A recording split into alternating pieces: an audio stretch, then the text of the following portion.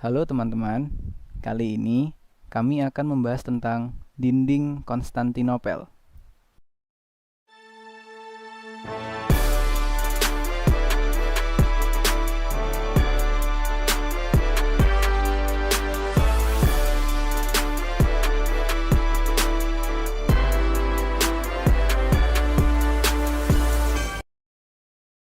Kota Konstantinopel adalah sebuah kota kuno yang terletak di Istanbul, Turki.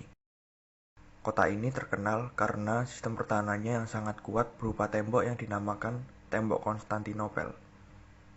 Tembok ini dibangun semenjak kota Konstantinopel didirikan sebagai ibu kota Kekaisaran Romawi Timur.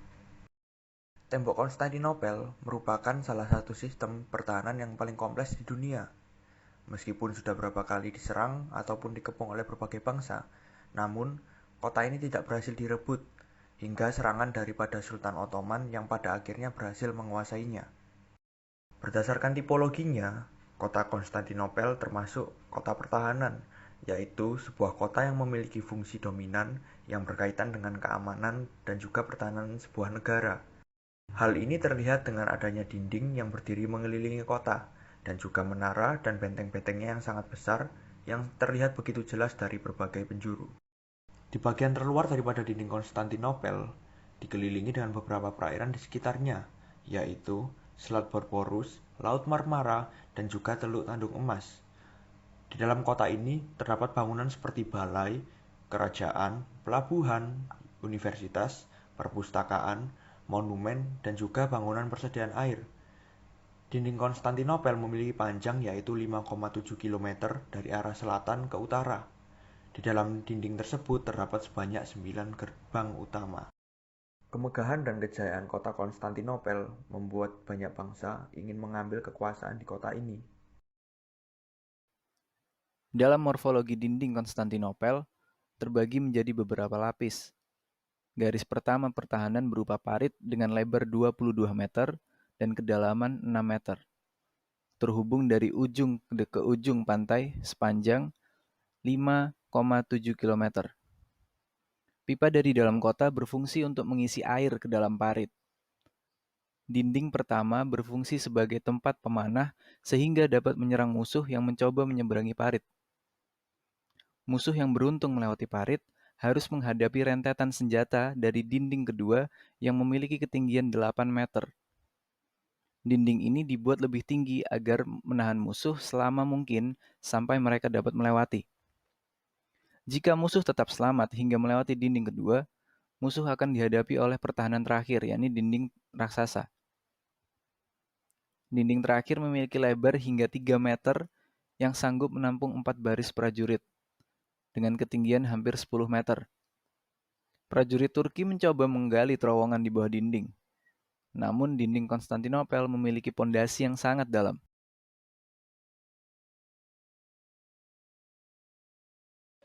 Dalam sejarah awalnya, Konstantinopel mengambil nama dari Bizantium, sebuah kota kuno di Bosporus, yang bertempat di jalur perairan strategis yang menghubungkan Laut Hitam dan Laut Aegea. Kaisar Romawi Konstantin telah mengganti nama kota ini menjadi Konstantinopel pada abad keempat dan menjadikannya ibu kota saudara kekaisarannya.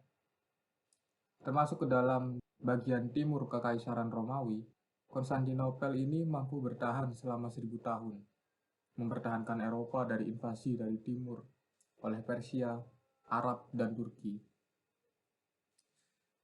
Bizantium bertahan karena Konstantinopel ini dilindungi dengan baik oleh tembok dan perairan kota yang merupakan mahakarya pada zamannya. Pada puncaknya pada abad ke-6, Bizantium menguasai sebagian besar wilayah Kekaisaran Romawi asli, semenanjung Siberia, Prancis modern, dan Inggris. Bizantium juga menguasai Suriah, Mesir, dan Palestina. Tetapi di pertengahan abad ke-7, mereka kehilangan sebagian besar wilayah mereka di tangan pasukan Arab. Kaisar Bizantium besar pertama adalah Justinian I di tahun 482 hingga 565. Ambisinya adalah mengembalikan kekaisaran Romawi kuno.